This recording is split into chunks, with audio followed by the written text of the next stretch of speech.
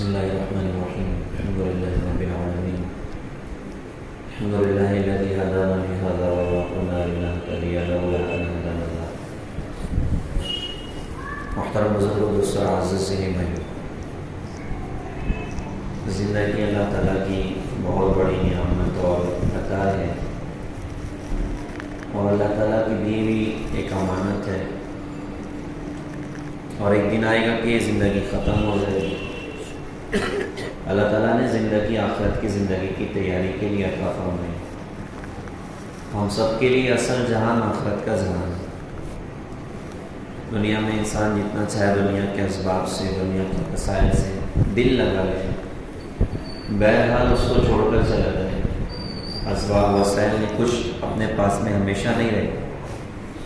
جن گھروں میں ہم رہتے ہیں، جن زمینوں کے کاغذات پر اس وقت ہمارے اپنے نام ہیں، جو ہماری اپنی پراپرٹیاں ہیں، یہ ایک کھلی ہوئی حقیقت ہے کہ ہم سے پہلے ان پر سینکڑوں کے نام رہے ہیں، اور آج جیسے کوئی زمین ہے تو میں کہتا ہوں یہ میری زمین ہے، میں اس کا مالک ہوں، تو مجھ سے پہلے ہزاروں لوگ ہیں جو کہتے تھے بھائی یہ میری زمین ہے، میں اس کا مالک ہوں، لیکن مرتے چلے گئے، دنیا چھوڑتے چلے گئے۔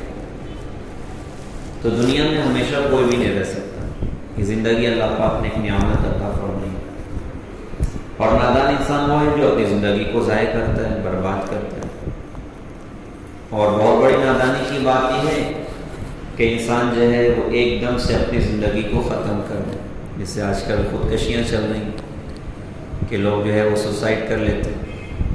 ایمان والا اور سوسائڈ کرے اور خودکشی کرے، یہ اس کی اپنی شان کے خلاف ہے، کیونکہ خودکشی وہ کرے جس کے سامنے سارے جو ہے وہ راستے بند نظر آئے۔ ایمان والے کے لیے ساری دنیا بھی بند ہو جائے تو ایک در ایسا ہے جو کبھی بند ہی نہیں ہوتا، وہ اللہ کا در ہے، اور اصل امیدیں وہیں سے وابستہ ہوتی ہیں جب سارے جو ہے وہ چھوڑ بھی دیتے ہیں، لیکن اللہ وہ ہے جو اپنے بندے کا ساتھ کبھی بھی نہیں چھوڑتا۔ وہ لاکھ بندہ نافرمان بن جائے، لاکھ باغی بن جائے، بلکہ خود ارشاد فرمایا کہ میرے بندے تیرے اتنے گناہوں کے آسمان کی چھت تک لگ جائیں تو توبہ کرنے آ، میں سارے معاف کر دوں گا۔ ساری دنیا اپنے دروازے بند کر لیتی ہے، لیکن اللہ وہ اللہ ہے جو اپنے دروازے بند نہیں کرتا۔ تو ایک تو وہ نادان انسان ہوتا ہے جو گن پوائنٹ سے اپنے آپ کو ہی شوٹ کر لیتا ہے، یا پنکھے سے لٹک جاتا ہے، یا بلڈنگ سے چھلانگ لگا دیتا ہے، یا گاڑی کے سامنے، ٹرین کے سامنے سو جاتا ہے اور اپنی زندگی ختم کر دیتا ہے۔ ایک یہ نادانی کی بات ہے، اور اس کی باقاعدہ آخرت میں بڑی سخت سزائیں ہیں، اللہ تعالیٰ ہم سب کی حفاظت فرمائے۔ اور ایک وہ نادانی ہے کہ انسان سلو پوائزن کی طرح زندگی کو ضائع اور برباد کرے، آہستہ آہستہ، دھیرے دھیرے دھیرے دھیرے زندگی کو ضائع اور برباد کرے۔ تو انجام کے اعتبار سے تو دونوں انسان آخرت میں خون کے آنسو روئیں گے کہ زندگی ہم نے کیوں ضائع کری، زندگی ہم نے کیوں برباد کری۔ اللہ تعالیٰ نے بہت قیمتی زندگی ہم سب کو عطا فرمائی، اور ہمارا رہنے کا جو اصل جہان ہے وہ جنت ہے، جنت کی نعمت ہے، وہاں ہمیں ہمیشہ ہمیشہ رہنا، اور اس کی تیاری کے لیے اللہ نے موقع عطا فرمایا۔ اچھا وہاں آدمی پہنچے گا کیسے؟ جنت میں جانے کی راہ جناب محمد رسول اللہ صلی اللہ علیہ وسلم ہے۔ کیا ہم حضرت محمد صلی اللہ علیہ وسلم کے عاشق بنے، حضرت محمد صلی اللہ علیہ وسلم کے غلام بنے، آپ کی پاکیزہ زندگی کو اپنی زندگی میں جگہ دیں، جنت میں جانے کی راہ ہے۔ کہتے ہیں نقش قدم نبی کے ہیں جنت کے راستے، اللہ سے ملاتے ہیں سنت کے راستے۔ اللہ تک پہنچنے کا راستہ اور جنت تک پہنچنے کا راستہ جناب محمد رسول اللہ صلی اللہ علیہ وسلم، آپ کے بعثت کے بعد سے قیامت تک آنے والے انسانوں کو نجات اگر چاہیے اور جنت میں اگر وہ پہنچنا چاہتے ہیں تو اس کی راہ جناب محمد رسول اللہ صلی اللہ علیہ وسلم کی زندگی ہے کہ ان کی زندگی پر اپنے آپ کو لے کر آ سکتے۔ حضرت محمد صلی اللہ علیہ وسلم نے خوبصورت زندگی اللہ کی طرف سے لے کر آئے، خوبصورت دین لے کر آئے۔ اچھا آپ کی زندگی وہ کمال کی زندگی ہے کہ آپ کی زندگی کو اللہ نے محفوظ فرمایا، بڑی محفوظ زندگی حضرت محمد صلی اللہ علیہ وسلم کی۔ آپ کی زندگی کی ایک ایک ادائیں الحمدللہ محفوظ ہیں۔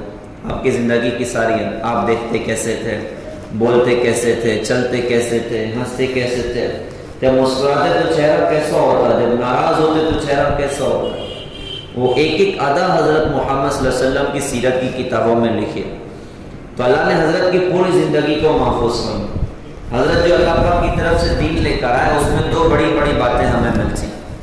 ایک تو ہمارے نبی نے اللہ کا حق ادا کرنا سیکھا، دوسرا مخلوق کا حق ادا کرنا سیکھا کہ بندہ اللہ کا حق ادا کرے. سب سے بڑی چیز ہے کہ اللہ کے ساتھ کسی کو شریک نہ کرے. لا تشرک باللہ ان الشرک لظلم عظیم، کہ اللہ کے ساتھ کسی کو نہ شریک کیا جائے کہ شرک ایک ظلم عظیم. تو اللہ کو ایک جانا، اللہ کو ایک ماننا، اور سر کس کے سامنے جھکانا؟ اللہ کے سامنے. لا معبود الا اللہ، لا مقصود الا اللہ، لا مسجود الا اللہ، لا مرغوب الا اللہ، لا مطلوب الا اللہ، لا الہ الا اللہ.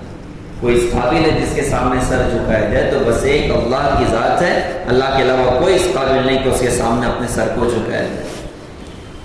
اللہ کے حقوق ادا کرنا سیکھا ہے. اس میں سے اللہ پاک کے جو احکامات ہیں جیسے نماز ہے، روزہ ہے، اللہ نے زکوٰۃ فرض کی ہے تو اس کے ادا کرنے کا اہتمام، اللہ کے حقوق ادا کرنا سیکھا ہے.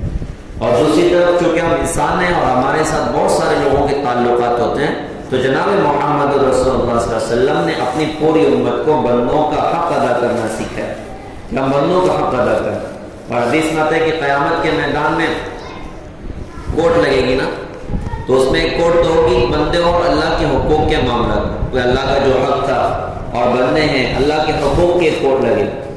اس میں پوچھا جائے گا تم نے اللہ کے ان حقوق کو، اللہ کے ان احکامات کو ادا کیا کہ نہیں کیا. اس میں کہا کہ اللہ معافی کے دروازے اللہ تعالیٰ کھول دے گا، کمی بیشی ہوگی اللہ نواز دے گا. اور ایک کفر اور اسلام کی ہوگی، اس میں تو بالکل کوئی بچنے کا کوئی چانس ہی نہیں ہے. اگر کفر ہے تو سیدھا جہنم کی آگ مقدر ہے.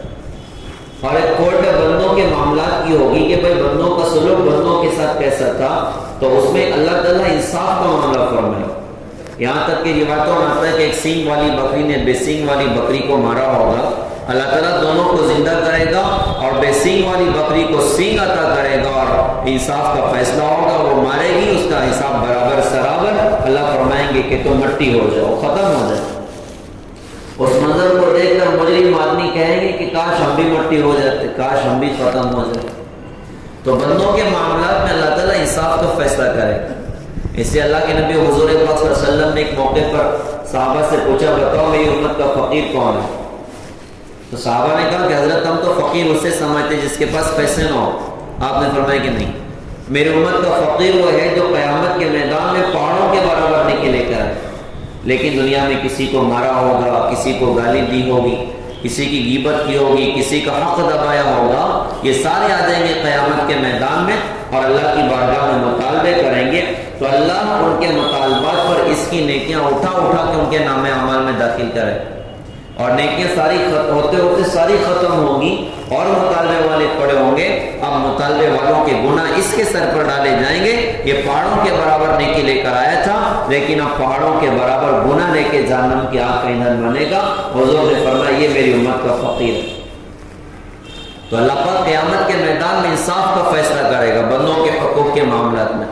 اور حضور پاک صلی اللہ علیہ وسلم نے اپنی امت کو بندوں کا حق ادا کرنا سکھایا. بھائی حق ادا کرنے کے ساتھ ساتھ انہیں اچھے اخلاق سکھائے، معاف کرنا، درگزر کرنا، جو گالی دے اس کو دعا دینا، جو ظلم کر اسے معاف کرنا، جو اپنی عطا سے محروم کر اس کے اوپر احسان کرنا. حضرت محمد صلی اللہ علیہ وسلم نے اپنے دنیا میں آنے کا جو مقصد ارشاد فرمایا کہ بعثت لأتمم حسن الاخلاق، میں تو اچھے اخلاق کی تکمیل کے لیے دنیا میں بھیجا گیا، اور خود اپنی ذات سے اس پر عمل کر کے دکھا. اچھا، بندوں کے حقوق میں سب سے پہلا حق بندے پر جو آتا ہے وہ اس کے اپنے ماں باپ کا ہوتا ہے، کیونکہ ماں باپ کی ایک بڑی قربانیاں ہوتی ہیں اور ماں باپ کا ایک بہت بڑا مقام شریعت میں بیان کیا گیا. جو ماں باپ کے حقوق کو ضائع کرتا ہے دنیا اور آخرت میں ذلت اور رسوائی اس کا اپنا مقدر ہوتی ہے.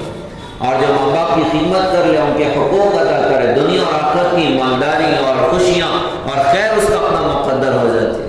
حضور پاک صلی اللہ علیہ وسلم نے ارشاد فرمایا تھا شب قدر کے بارے میں جو روایت مشہور ہے، ماشاءاللہ رمضان کے مہینے میں ہم لوگ سنتے ہیں کہ شب قدر میں حضرت جبرائیل اترتے ہیں اور ساری امت کی طرف اللہ پاک کی خصوصی رحمتیں ہوتی ہیں، اور جتنے عبادت کرنے والے اور اعمال کرنے والے لوگ ہوتے ہیں سب پر اللہ کی رحمتیں ہوتی ہیں، اور بڑے بڑے پاپی اور بڑے بڑے گنہگار نواز دیے جاتے ہیں اس رات میں. لیکن حضور نے فرمایا تھا کہ 4 لوگ اس رات میں بھی اللہ کی رحمت سے نا امید محروم ہوتے ہیں، ان کی مغفرت نہیں کی جاتی. تو صحابہ نے پوچھا تھا حضور وہ کون ہے؟ تو چونکہ بات بڑی اہم ہے، جس بندے کی مغفرت کے لیے شب قدر کی رات بھی کافی نہ ہو، اس کے لیے کون سی رات لائی جائے گی کہ اس کی اپنی مغفرت ہو جائے؟ اتنی بڑی مغفرت کی رات. کہا کہ 4 لوگوں کو اللہ معاف نہیں کرتا. قاضی کون ہے؟ تو آپ نے فرمایا کہ ایک تو شراب پینے والے کو اللہ نے معاف نہ کیا، نشہ بڑی بربادی کا ذریعہ، دنیا کی بھی ذلت کا ذریعہ، دنیا کی بھی تباہی اور بربادی کا ذریعہ، جوانی بھی ضائع ہو رہی، جوانیاں بھی ختم ہو رہی، آدمی وقت سے پہلے ہی بوڑھا ہو جاتا ہے نا، اور بہت ساری بیماریاں انسان کو لاحق ہو جاتی ہیں، پھر شراب بھی ہے اور نشہ بھی ہے۔ آج ہمارے معاشرے میں باقاعدہ باطل کی اپنی ایک نظر ہے، اور مسلمان نوجوانوں کو بالکل کمزور کرنے کی ان کی اپنی سازشیں، ان کی اپنی کوششیں، اور نشہ عام ہوتا چلا جا رہا ہمارے اپنے معاشرے میں، اور فضول خرچی تو وہ تو بہت زیادہ ہے، اپنی صحت کو برباد کرنا اور اپنے مال کو برباد کرنا بالکل عام ہوا۔ تو کہا کہ ایک تو شراب پینے والے کو اللہ نے معاف نہ کیا کہ جو نشہ کرتا ہے، دوسرا فرمایا کہ ماں باپ کے نافرمان کو اللہ نے معاف نہ کیا۔ ماں باپ کا وہ مقام ہے کہ ماں باپ کو دکھ دینے والا شب قدر میں بھی اللہ کی معافی کا حقدار نہیں بنتا۔ تیسرا فرمایا کہ تعلقات کے توڑنے والے کو اللہ نے معاف نہ کیا، اور چوتھا فرمایا کہ اندر میں کینہ رکھنے والے کو اللہ نے معاف نہ کیا۔ یہ چار لوگ نہیں معاف کیے جاتے شب قدر کی رات میں بھی، اس میں سے ایک ماں باپ کا نافرمان بنتا ہے کہ ماں باپ کی نافرمانی کرتا ہے، ماں باپ کو دکھ دیتا ہے۔ ماں باپ کا ایک بہت بڑا مقام شریعت میں بیان کیا ہے، اللہ کے نبی نے فرمایا کہ ماں کے قدم کے نیچے جنت ہے، جس کے قدم کے نیچے جنت، تو اس کے دل کا مقام اللہ کی بارگاہ میں کتنا زیادہ ہو۔ اور ماں کی دعا وہ دعا ہوتی ہے جو انسان کو بہت اونچا پہنچا دیتی ہے، اور ماں کی ناراضگی وہ ناراضگی ہوتی ہے کہ بندے کی موت پہ ایمان کی مشکلیں پیش آ جاتی ہیں۔ حضرت اویس قرنی کو کتنا اونچا اللہ پاک نے اٹھایا، کس بنیاد پہ اٹھایا؟ ماں کی خدمت کی وجہ سے۔ ان کے اس مقام کے پیچھے کوئی جہاد نہیں ہے، کوئی تبلیغ کا کام نہیں ہے، کوئی اور دوسرا بڑا عمل نہیں۔ سب سے بڑا عمل جس نے اویس قرنی کو اتنی اونچا پہنچا دیا وہ ان کی اپنی ماں کی خدمت ہے۔ حضور کے زمانے میں پیدا ہوئے لیکن حضور سے مل نہیں پائے، حضرت کو خط لکھا تھا، حضرت میری اپنی ہے، میری اپنی امی ہے اور وہ بہت بیمار ہے اور ان کی خیر خبر کرنے والا کوئی نہیں ہے، حضرت آپ کی زیارت بھی کرنا چاہتا ہوں، تو آپ کیا کہتے ہیں میں آپ کی زیارت کرنے آ جاؤں؟ تو ادھر دیکھنے والا کوئی بھی نہیں ہوگا۔ تو اللہ کے نبی نے جواب میں فرمایا کہ آپ اپنی ماں کی خدمت کریں، وہ ادھر ماں کی خدمت میں لگے رہے اور ادھر حضور پاک صلی اللہ علیہ وسلم کا وصال ہو گیا۔ تو ہمارے نبی کو دیکھ نہیں سکے لیکن حضور پاک صلی اللہ علیہ وسلم نے غائبانہ ان کے بڑے بڑے درجے صحابہ میں بیان فرمائے۔ حضرت عمر سے ایک مجلس میں فرمایا تھا کہ عمر تیرے زمانے میں ایک شخص آئے گا یمن سے، اس کا نام ہوگا اویس، اس کا خاندان ہوگا قرنا، اس کا قبیلہ ہوگا مراد، اس کا رنگ ہوگا کالا، اس کا قد ہوگا درمیانہ اور اس کی کمر پہ ایک سفید داغ ہوگا۔ عمر جب وہ بندہ تیرے پاس آئے نا تو تو اپنے لیے اس سے دعا کروا دے۔ حضرت عمر اتنے بڑے آدمی جن کے بارے میں خود حضور فرمائے کہ میرے بعد کوئی نبی ہوتے تو عمر ہوتے، اور علماء فرماتے ہیں سارے صحابہ حضور کے مرید تھے، سوا لاکھ میں ایک تھا جو حضرت محمد صلی اللہ علیہ وسلم کی مراد تھا، جن کو اللہ کے رسول نے مانگا تھا کہ اللہ دو عمر میں سے ایک عمر کے ذریعے اسلام کو قوت عطا فرما، یا تو عمر بن ہشام کو ہدایت دے یا عمر بن خطاب کو ہدایت دے، اور میرے اللہ میری چاہت ہے کہ آپ عمر بن خطاب کے ذریعے اسلام کو قوت عطا فرمائیں۔ اتنے بڑے آدمی، اور حضرت فرما رہے کہ وہ تیرے پاس آئے نا تو اپنے لیے اس سے دعا کروا لینا۔ حضرت عمر فاروق رضی اللہ عنہ نے پوچھا کہ حضرت وہ اویس سے کیوں دعا کروانی؟ تو حضور نے فرمایا تھا کہ اویس نے ماں کی ایسی خدمت کی ہے کہ جب وہ ہاتھ اٹھاتا ہے تو اللہ اس کے ہاتھ کو خالی نہیں لوٹاتا۔ حضرت عمر اپنے زمانے میں ہر سال حج کرتے تھے اور حاجیوں میں پوچھتے بھائی کوئی اویس کرنی ہے تو کوئی بھی نہیں ملتا تھا، لیکن یقین تھا کہ اویس تو مجھے ملے گا۔ بات ہمارے حضرت محمد صلی اللہ علیہ وسلم کی، وہ ہر سال تلاش کرتے۔ ایک سال وہ سارے حاجیوں کو نا جبل ابی قبیس کے پاس اکٹھا کیا، ابھی بھی پہاڑ موجود ہے مکے کے سامنے، وہاں ساروں کو کھڑا کیا کہ بھائی سارے کھڑے ہو جاؤ، تو سارے لوگ کھڑے ہو گئے۔ کہ بھائی یمن والے کھڑے رہو باقی سارے بیٹھ جاؤ، تو یمن کے لوگ کھڑے رہے۔ پھر فرمایا بھائی قبیلہ مراد کے لوگ کھڑے رہو باقی سارے بیٹھ جاؤ، تو سارے بیٹھے اور قبیلہ مراد کے لوگ کھڑے رہے۔ پھر فرمایا بھائی قرنی کھڑے رہو باقی سارے بیٹھ جاؤ، تو ایک قرنی کھڑا رہا۔ حضرت عمر نے اس سے پوچھا بھائی تو قرنی ہے؟ کہا جی ہاں۔ کہ بھئی اویس بھی کوئی کرن خاندان سے؟ کہا جی وہ میرا اپنا رشتہ دار ہے، اور حضرت وہ پاگل سا ہے۔ حضرت عمر کی آنکھوں میں آنسو آ گئے، فرمایا کہ پاگل وہ نہیں پاگل تو ہے، مجھے بتاؤ اویس ادھر ہے کہ نہیں ہے؟ کہا جی حج پر آئے اور اس وقت اونٹ چلانے عرفات کے میدان کی طرف گئے۔ حضرت عمر رضی اللہ عنہ نے اپنے ساتھ حضرت علی کو لیا اور عرفات کے میدان پہنچے تو وہ کھڑے نماز پڑھ رہے تھے اور اونٹ چاروں طرف چل رہے تھے۔ ان کی نماز ختم ہوئی تو حضرت عمر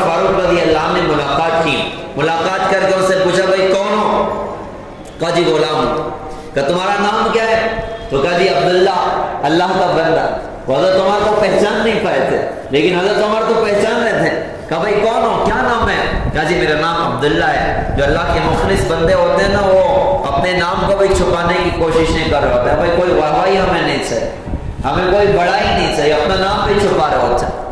تو حضرت عمر کی فراست کو کون جو ہے وہ چیلنج کر سکتا ہے؟ حضرت عمر نے فرمایا کہ میں تیرا وہ نام پوچھ رہا ہوں جو تیری ماں نے تیرا رکھا ہے. تو ادھر سے غصہ آ گیا کہ جی آپ کون ہوتے ہیں میرا بایو ڈاٹا لینے والے؟ تو حضرت علی بول پڑے کہ بھائی تمہیں پتا تو کس سے بات کر رہے ہو؟ عمر بن خطاب رضی اللہ عنہ ہے اور میں علی بن ابی طالب ہوں. وہ سنا تو گھبرا گئے. کہا جی حضرت آپ مجھے معاف فرمائیں, میری ماں نے میرا نام اویس رکھا تھا. حضرت عمر فاروق رضی اللہ عنہ میں وہ ساری نشانیاں نظر آ رہی کہ قد درمیانہ ہے اور رنگ کالا ہے, بس ایک چیز دیکھنا باقی. فرمایا بھائی کمر سے کپڑا تو ہٹا. جب انہوں نے کپڑا ہٹایا تو کمر پہ سفید داغ تھا. حضرت عمر فاروق رضی اللہ عنہ نے فرمایا کہ اویس اب ہاتھ اٹھا کے ہم دونوں کی مغفرت کی دعا کر دیں. حضرت اویس کرنے کی آنکھوں میں آنسو آ گئے. کہا جی حضرت میں تو آپ کے سامنے کچھ بھی نہیں ہوں, میں آپ کے لیے کیسے دعا کروں؟ حضرت عمر فاروق رضی اللہ عنہ نے فرمایا کہ بھائی دعا تو تجھے کرنی پڑے گی. میرے نبی نے فرمایا تھا کہ اویس نے ماں کی ایسی خدمت کی ہے کہ وہ ہاتھ اٹھاتا ہے تو اللہ اس کے ہاتھ کو خالی نہیں لوٹاتا. آج کتنی مائیں ہمارے شہر میں بھیک مانگتی ہیں مسجد کے دروازوں پر کھڑی ہو کر اور زبان حال سے کہتے ہیں کہ بدبخت اولاد ہمیں پوچھنے تیار نہیں ہے. آج ماں کو نوجوان بڈھی کہتا ہے. ارے ظالم کس کو بڈھی کہا؟ جس نے 9 مہینے پیٹ میں اٹھایا تھا, جس نے 2 سال دودھ پلائے تھے. تو سویا وہ سوئی, تو جاگا وہ جاگی. جس عورت نے تیرے بچپن میں تیرے پیشاب پاخانے کو دھویا, اپنی ساری توجہات تجھ پر مرکوز کر دی, اپنی راحت اور آرام سب کچھ تجھ پہ قربان کر دیے. تیری بیماری کے ایام میں بخار میں تو سو رہا ہوتا تھا, تیرے سرانے بیٹھ کے یہی تیری بوڑھی ماں آنسو بہاتی تھی. آج تو بڑا ہو کے اپنی ماں کو بڈھی کہتا ہے, تو اللہ کو قیامت کے میدان میں کیا منہ دکھائے گا؟ آج باپ کو نوجوان بڈھا کہتا ہے اور کہتا ہے تمہیں کیا سمجھتا ہے؟ یہی وہ باپ ہے جس کو آج تم نے بوڑھا کہا. اس بوڑھے باپ نے تیرے مستقبل کے لیے اپنی جوانی کو بھلا کے رکھ دیا, اپنا سب کچھ تجھ پر نچھاور کر کے رکھ دیا. آج تو بڑا ہونے کے بعد اپنے ابا کو بڈھا بولتا ہے, تو قیامت کے میدان میں اللہ کو کیا منہ دکھائے گا؟ آج کتنے باپ ہیں جو بھیک مانگتے ہیں اور زبان حال سے کہتے ہیں بدبخت اولاد ہمیں پوچھنے تیار نہیں ہے. اللہ نے ماں باپ کا مقام بہت اونچا بنایا. جو ماں باپ کی دعا لے گا اللہ دنیا اور آخرت میں اسے نوازے گا. جو ماں باپ کو دکھ پہنچائے گا دنیا اور آخرت کی ذلت اور بربادی اس کا اپنا مقدر بنے. تو حضور نے حقوق ادا کرنے سکھائے, لوگوں کو دینا سکھایا, معاف کرنا سکھایا, بیوی ہے اس کے ساتھ حسن سلوک کرنا سکھایا. کتنی خوبصورت زندگی سکھائی جناب محمد رسول اللہ صلی اللہ علیہ وسلم نے. آج ہم اپنے نبی کی زندگی کو چھوڑ کر بڑے محروم ہیں. ہمارے نبی کے 9 گھر تھے, 9 گھر میں امی جان عائشہ فرماتی ہیں اللہ کی قسم 1 چاند 2 چاند 3 چاند گزر جاتا, ہمارے گھر میں کھانا پکانے کے لیے چولہا نہیں جلتا تھا. ہمارے گھر میں 3 دن آٹا ختم ہو جائے, بیوی کہے گی کچھ کرو ورنہ میری امی گھر جا رہی. ہمارے نبی کے کیا اخلاق رہے ہوں گے کہ 2 مہینے گزر رہے ہیں, ایک بیوی کی زبان پر شکایت نہیں کہ حضرت ہم فاقہ زندگی گزار, کیونکہ پیار دیا تھا, محبت دی تھی, اخلاق والی فضا قائم کر کے دکھائی تھی. اللہ تعالیٰ نے کیسی محبتوں کو گھر میں پروان چڑھا اور کیسے جوڑ اور اجتماعیت حضرت محمد صلی اللہ علیہ وسلم کے گھر میں تھی کہ ایک بیوی کی زبان پر ان کی اپنی شکایت نہیں ہوتی تھی. آج تو بیویاں گھروں میں مظلوم ہیں, ماں باپ بھی مظلوم ہو جاتے ہیں, بیویاں بھی بیچاری مظلوم ہو جاتی ہیں. ایک لڑکی جو اپنی زندگی میں اتنی بڑی قربانی دیتی ہے, مرد کے ایک بول پر اپنا سب کچھ چھوڑ چھاڑ کے اس کے گھر آ گئی, اسی گھر میں اس کو گالیاں پڑتی ہیں, اسی گھر میں اس کے ماں باپ کے نام سے اس کو گالیاں دی جاتی. یہ کتنا بڑا ظلم ہے. علماء فرماتے ہیں کہ جو ماں باپ کو دکھ دیتا اللہ اس کی عمر گھٹا دیتا ہے, اور جو بیوی پر ظالم بنتا اللہ اس کو رزق کو ترسا دیتا ہے. پھر جب رزق میں تنگیاں آتی ہیں اور کاروبار میں مندی آتی ہیں, کاروبار ٹھپ پڑتے ہیں, بندہ کہتا ہے کسی نے میرے نام کی تعویذ دبائی, کسی نے تعویذ نہیں دبائی. وہ جو گھر میں سسک کے تنہائیوں میں وقت گزارتی ہے نا اہلیہ محترمہ, اس کی آہوں نے اللہ کے عرش کو ہلا کے رکھا. میرے پیارے بھائی, ہم اپنے نبی کے اخلاق کو زندگی میں جگہ دیں, ہر مسلمان کو اپنا بھائی سمجھیں, ہر ایک کو سلام کریں, ہر ایک کا اکرام کریں. اس دل میں کسی کی نفرت نہ ہو, کسی سے توڑ رکھ کے ہم زندگی نہ گزاریں. اخلاق والی زندگی ہوگی, اللہ دنیا میں بھی انشاءاللہ نوازے گا, اللہ آخرت میں بھی انشاءاللہ بڑے درجے عطا کرے گا. کہتے ہیں بلند اپنے اخلاق کرتا چلا جا, زمانے کے دل میں اترتا چلا جا, بدی اور بدلے کی آلودگی سے تو اپنا دامن بچاتا چلا جا. ادھر زخم پہ زخم کھاتا چلا جا، ادھر سارے عالم پہ چھاتا چلا جا، دنیا تجھ کو یاد کر کر کے روئے گی اور تو دنیا سے مسکراتا چلا جا۔ ہمیں اپنے نبی کا دین سیکھنا انشاءاللہ اور سارے عالم میں زندہ کرنا۔ اس کے لیے ایک تو علماء سے جڑ کے چل، ایک ایک مسئلہ علماء سے جا کے پوچھیں، موت نیت علماء، شادی بیاہ علماء، کاروبار علماء، علماء کی رہبری میں زندگی گزاریں، اللہ والوں سے دوستی کریں۔ یہ دل بھی بیمار ہوتا ہے جیسے بدن بیمار ہوتا ہے، اس دل میں حسد ہے، جلن ہے، بغض، عداوت ہے، بڑا بننے کا جذبہ، ان سارے گندے جذبوں کو ختم کرنے کی راہ اللہ والوں کی صحبت ہوتی ہے، اللہ والوں سے دوستیاں کریں۔ ایک بڑی خوبصورت محنت دعوت و تبلیغ کی پوری دنیا میں الحمدللہ اللہ پاک نے چلائی ہے، اپنا جان مال لے کر اخلاص کے ساتھ، اخلاق کے ساتھ، نرمی کے ساتھ، محبت کے ساتھ، حضرت محمد صلی اللہ علیہ وسلم والے درد غم کے ساتھ علاقوں میں چلنا، بستیوں میں چلنا کہ ہمارے نبی کا دین دنیا میں زندہ ہو جائے۔ ہم انشاءاللہ یہ کوششیں کریں گے، اللہ دنیا میں بھی نوازے گا، آخرت میں بھی نوازے گا۔ اللہ تعالیٰ سے دعا ہے کہ اللہ تعالیٰ ہم سب کو سمجھ عطا فرمائیں، عمل کی اللہ تعالیٰ ہم سب کو توفیق عطا فرمائیں۔ وآخر دعوانا الحمدللہ رب العالمین۔ جو بھائی سنت نہ پڑھیں سنت پڑھ لیں، اور ہمیں راستہ دے دے، ہم نے نماز پڑھ لی۔ حضرت مولانا